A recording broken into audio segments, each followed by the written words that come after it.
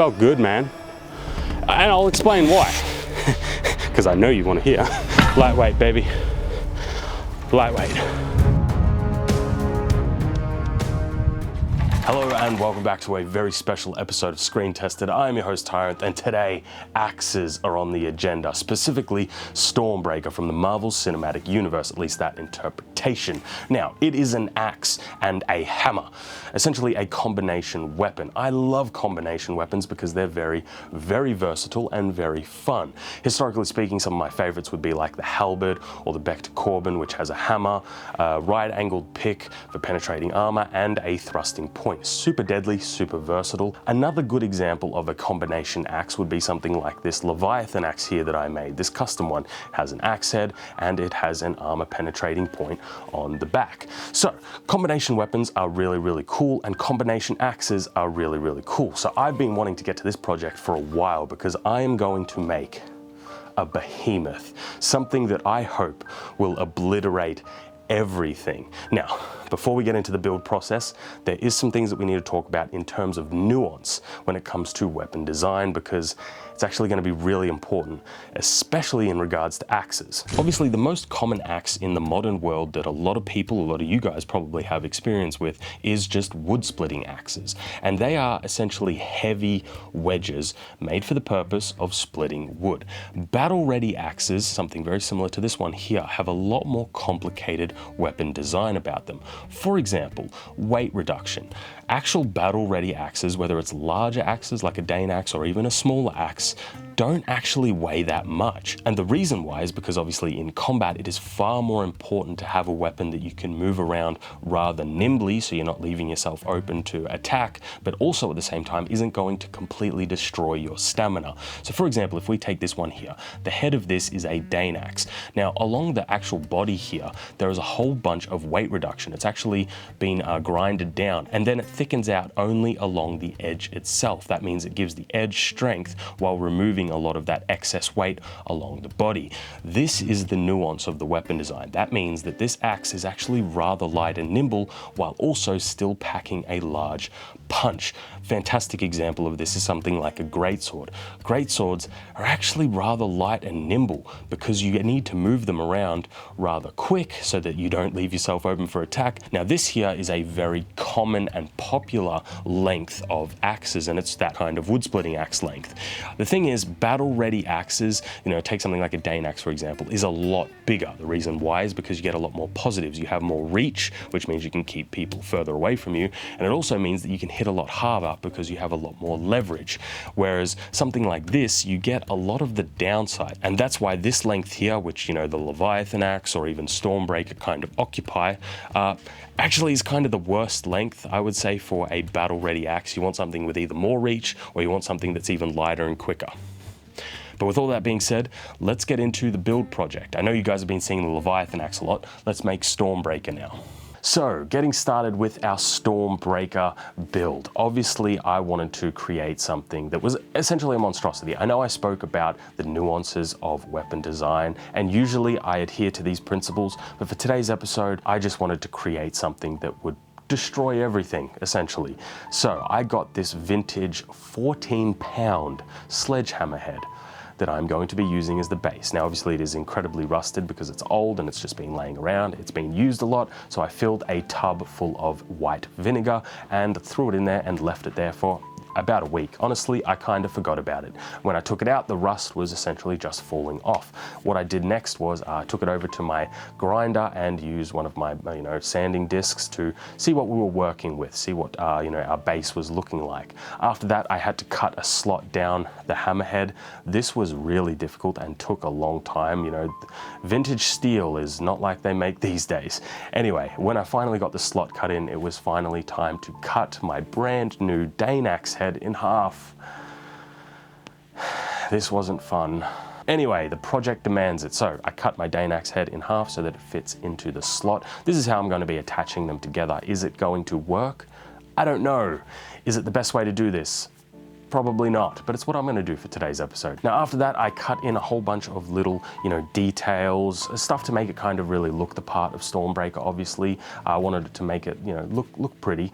After that, we're going to take it out to welding. Now, Obviously, because this is a vintage sledgehammer head, it is completely destroyed. It's been used for decades, however long, right?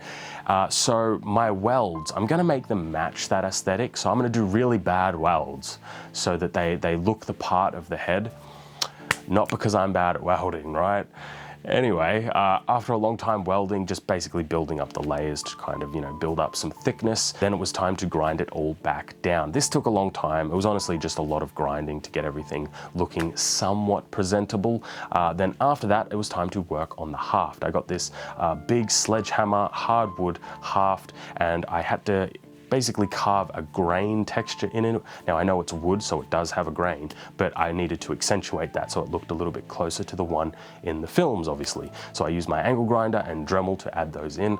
After that, I then charred the handle, I then stained the handle, and then I oiled the handle. With that out of the way, all I need to do is put some paint onto the Stormbreaker head, and then we need to put the haft and the axe together. I often have had trouble getting my hafts, specifically when it comes to hammers and axes, to be perfect, and usually there's they can break or there's a little bit of play. So I am a little bit concerned because this is just such a heavy piece of steel. I am a little concerned that it may break in testing, but that is a bridge we'll get to soon enough.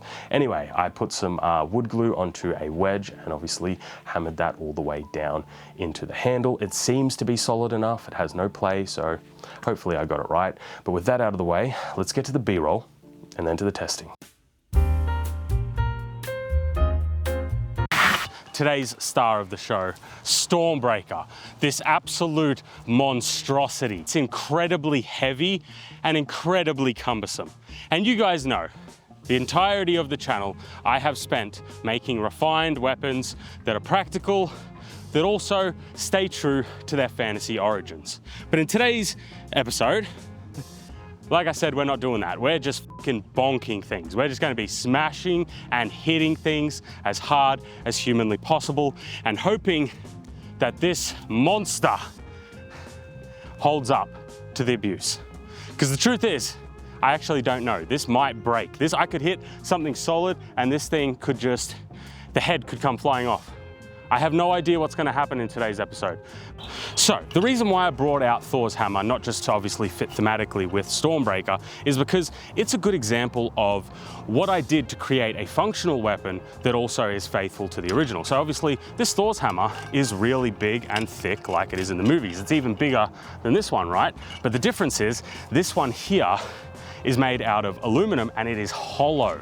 The inside of it there's nothing in there, right? So it has thick walls. That's actually what makes it so that you can move it around light and nimble, right? Obviously that's my left hand, and then it also has that reinforced titanium plate. So then what we've done is we've refined the weapon. We've refined a big hammer, a big maul, right? So that you can actually hit and smash things with it while still being really light. And that doesn't even get into the, the complexities of the further away you get from the head, having all that weight concentrated up there becomes incredibly hard just to even hold it. It fatigues your hands. So I've got like 6 rounds of testing. Without further ado, let's get started. I will go through the caveats and the context as we start hitting things. So what I'm gonna do is just let the weight of the axe go. I really hope I don't destroy my cutting stand. That would just ruin my day. All right, weight of the axe, just.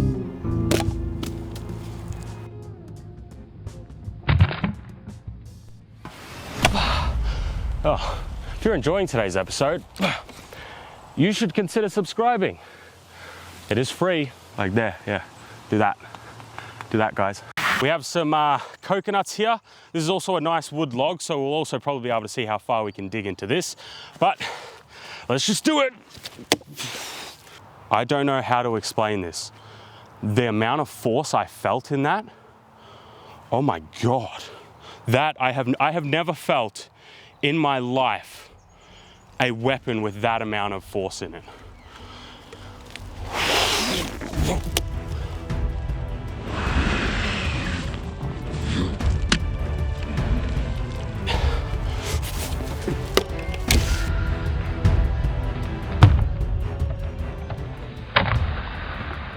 Now that is new. That is, okay, we'll We'll discuss this one a little bit later. This thing, whatever the f you call it, nice and peanut shaped.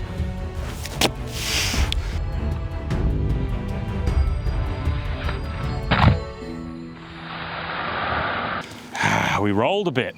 Now this is what I was worried about when it comes to this sort of weapon, right? It's so heavy that if your aim isn't perfect and you roll with it, all of that weight is immediately just gonna go bang. Not ideal.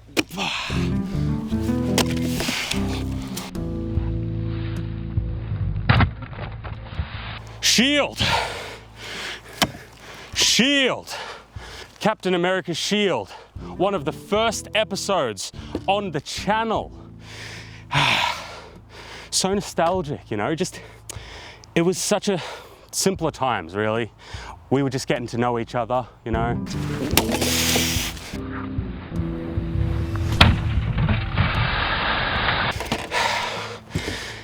Such fond memories, huh? Why don't we just do that?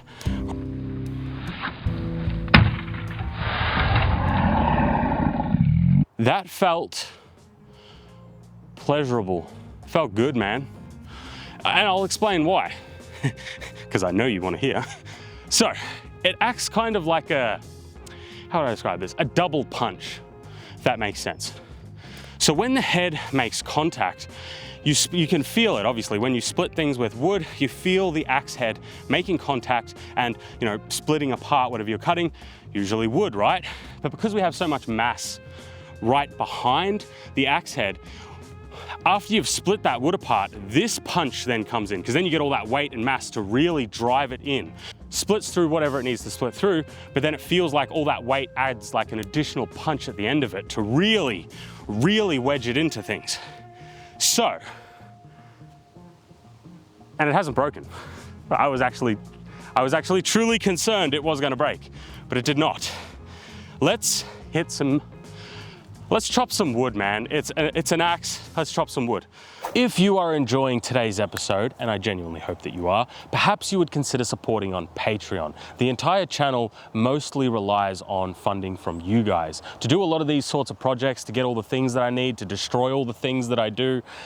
It's very, very expensive. That's kind of what happens when you make original content. So if today you wanted to support the channel, I would appreciate it. There'll be a link down below to the Patreon. I hope to see you over there. But with that ramble out of the way, let's get back to today's episode. All right, let's see what we can do to this log here.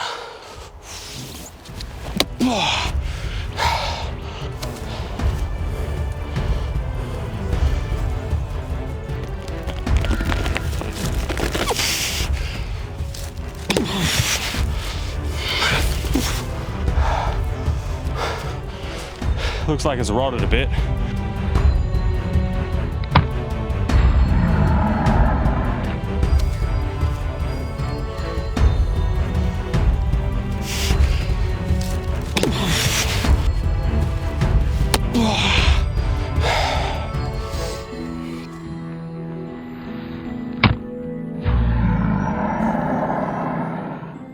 Want to see a magic trick? I'll make this axe head disappear.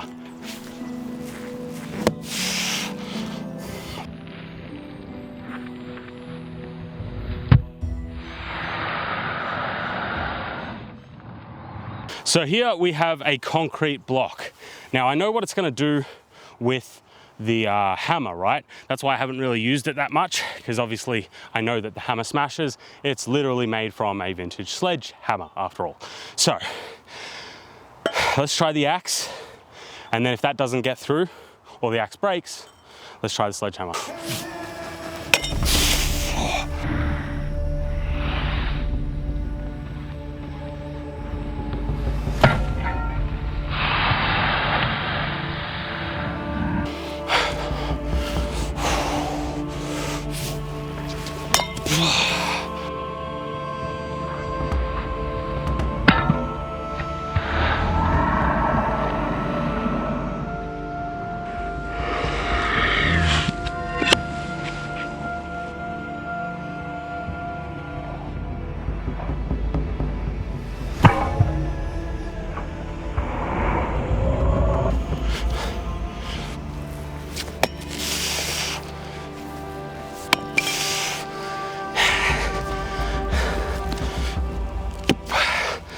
Lightweight, baby, lightweight.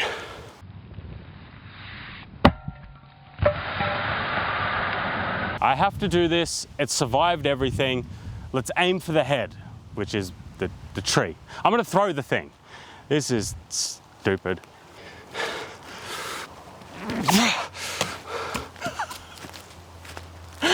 Holy shit. I'm not sticking my finger in there, but that is like a 3-inch hole. That's what she said.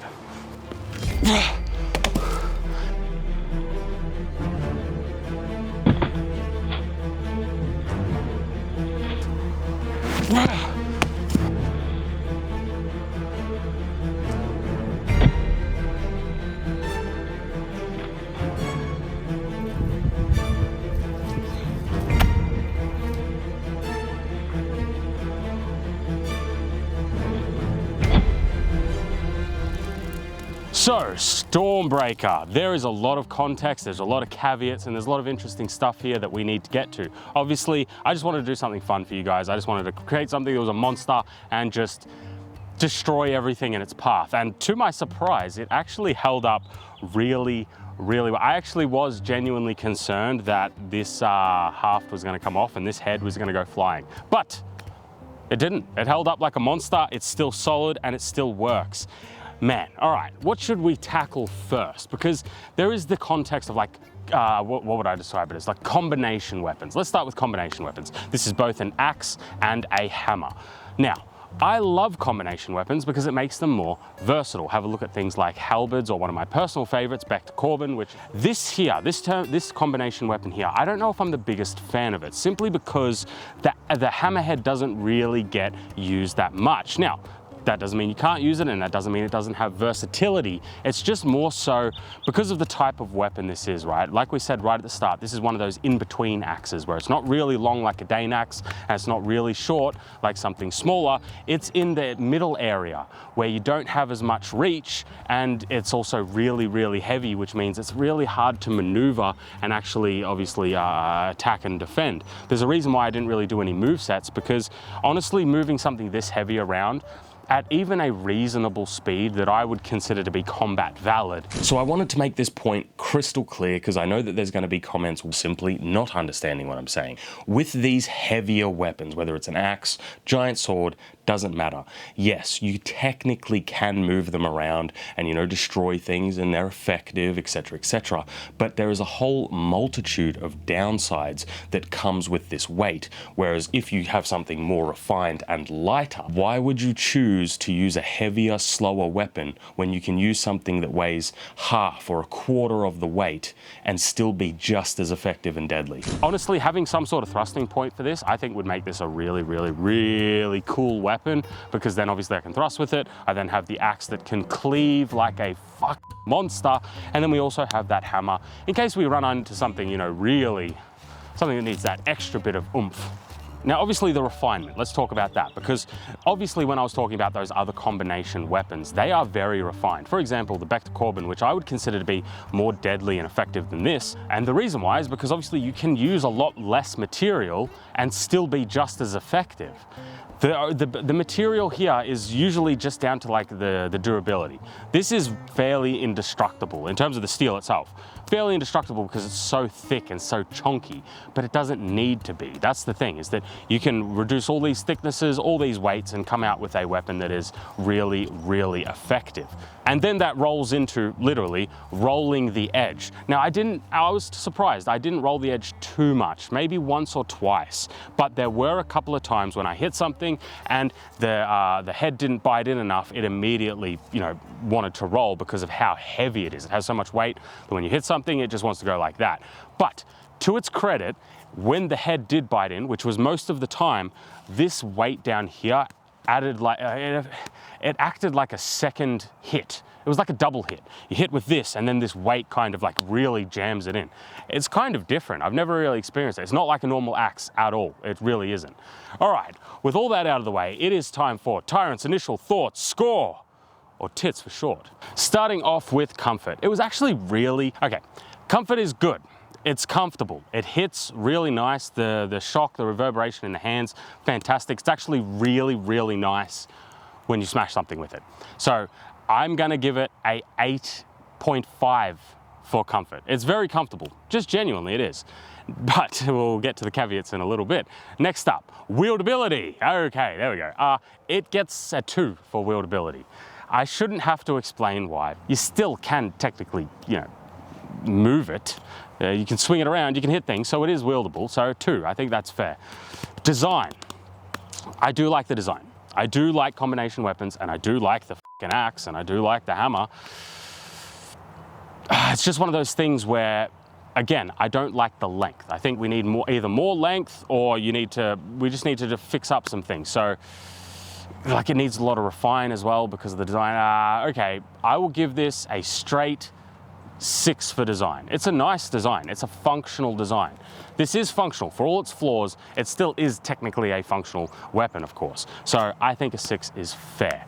Next up, effectiveness. All right, this is where you get some points back. I mean, what do you want me to say? Look, I can take off 1 point for effectiveness because obviously it doesn't have that combat effectiveness, at least in the way that you would need it to be like quick enough to move around and stuff. But in terms of its damage, like, yeah, it's a monster. This is the most brutal thing that I have ever created, the most indestructible thing that I have ever created. So, I mean, yeah, I'll give it a 9. I think that's fair. It's just a bit slow, obviously. But that gives us a final score of 25.5 out of 40. Look, the truth is, Stormbreaker as a design of an axe hammer combination weapon is pretty good. I like it. I'm a big fan of it. But because I wanted to have some fun today, guys, and because I wanted you guys to have, kind of a big fun episode where we just destroy a bunch of shit, obviously we went for something a little less refined and effective than we usually would. So that means that the scores are reflective as such. But does that mean that there is no use cases for this? No, I think that there is. I do think that there is some use cases. Okay, the problem I have with the use cases is they're all kind of niche and they're not very generalized. For example, if you're running up to a stone wall, yeah, it's a sledgehammer. That's what sledgehammers are made for. This will smash it in and it'll be really, really good at it.